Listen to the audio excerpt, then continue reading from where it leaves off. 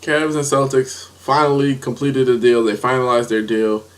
The Cavaliers get Isaiah Thomas, Jay Crowder, Ante Zizic, the unprotected first round pick from the Brooklyn Nets, and a second round pick for 2020 for the Miami Heat. Now, here's the question everybody keeps asking: who won the trade? Now, on paper, I feel like the Cleveland Cavaliers won the trade. On paper. Because they get way more pieces, they have future prospects. But the game isn't played on paper. The game is played live and in color and in your face. And if we're to judge simply by what we know to be true and what we don't know, then the Cavs lost the trade. Yes, they have all these pieces, but they're uncertain of what's going on.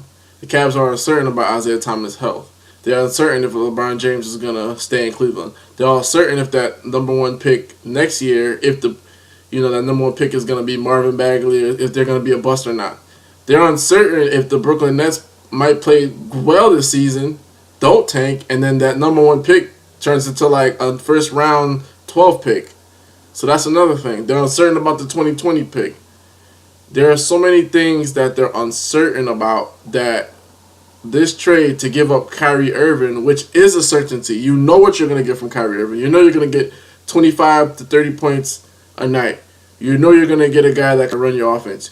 You know you're going to get a guy that's clutch, money. And in that regard, Cavs lost big time. Because there's so much uncertainty on their side that they're trying to cover all their bases instead of focusing on one point. You know what happens when you spread yourself too thin? Things fall through the cracks. So either you get all these pieces and you're able to keep LeBron James, but you don't have a cohesive team, or you're able to get these guys, LeBron James leaves, and then you hope that Isaiah Thomas will sign with you. And judging by what has been said about Isaiah Thomas by his teammates, a lot of them weren't fond of him. So that means that Isaiah Thomas, like Kyrie Irving, has an alpha dog mentality. So when he comes into Cleveland, you guys think Kyrie's relationship with LeBron was bad? Like we might be taking something where we're gonna be seeing something where this relationship might be 10 times as volatile, because you're talking about two guys, both are men with LeBron James and Isaiah Thomas. Isaiah Thomas, I believe, is married. He has two sons. LeBron James, married, kids. They're both not going to take each other's crap. Point blank, period.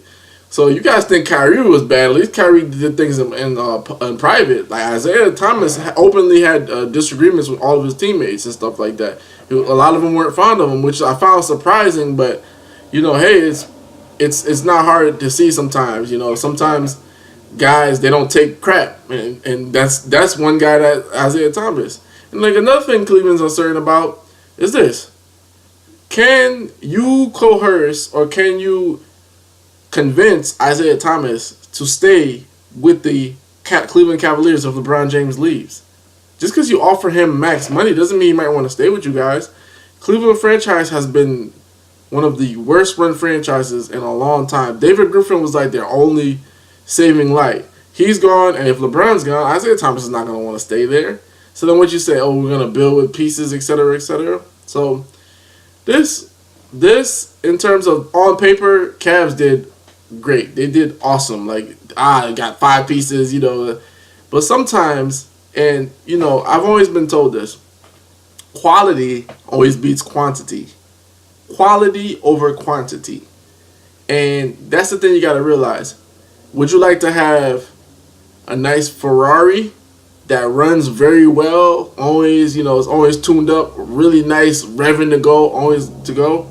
Or would you like a couple of, maybe a nice car like a Honda, a Dodge, and, but they're always breaking down? You have a lot of quantity on one side. You have like a lot of cars are pretty good, but then you have that quality, that finish, that polish. Which one do you want? And I feel like the Cavs really gave up quality. Because the Celtics, they already knew with Isaiah Thomas they weren't going to sign him. That was a certainty.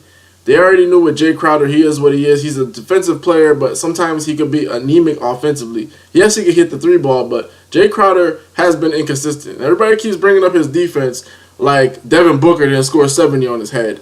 And went to his Instagram and said, look, bro, You can't stop me. I dropped 70 on you.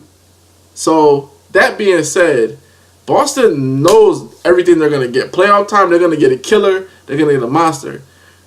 The Cleveland Cavaliers, it's waiting to be seen what's going to happen there. So, this is a very volatile situation. Like, I know on paper everybody wants to...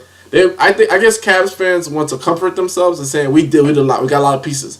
We're good to go. We got a deeper team. We got... Like, at the end of the day, you guys had a deep team going to the finals this year. You just didn't play everybody. Cleveland Cavaliers had the deepest team in the Eastern Conference the past 3 years. So I don't want to hear about, oh, now we got a deep... Like, you always had a deep team when LeBron was there, period. So what's the problem now? It's like, it's just...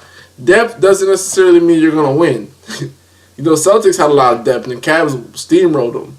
So, at the end of the day, we'll see what it is, but... If my gut feeling about who won the trade is Boston. It's Boston because Boston has guarantees, certainties.